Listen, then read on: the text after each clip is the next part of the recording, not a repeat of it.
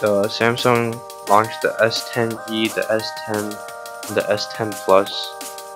The screen size is 6.1 inches. The weight is 157 grams, so it's pretty light. And the size is not too big and it's not too small.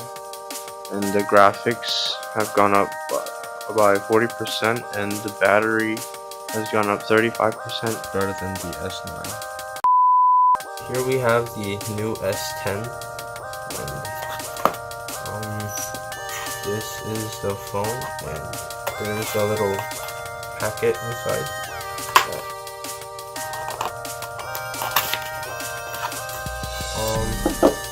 This is the SIM eject pin, and here are, I think this has a manual inside it,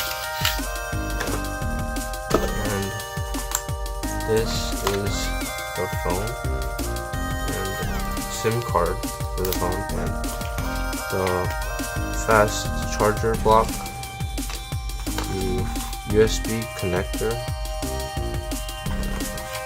I think this is the charging cable,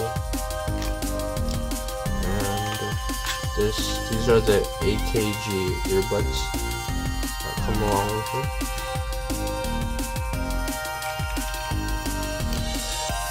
And I will turn the phone on.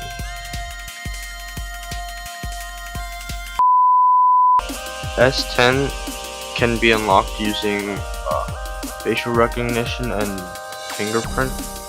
The S10, the finger scanner, is on the screen because the S10 has infinite screen, which means the entire front of the phone is just all screen.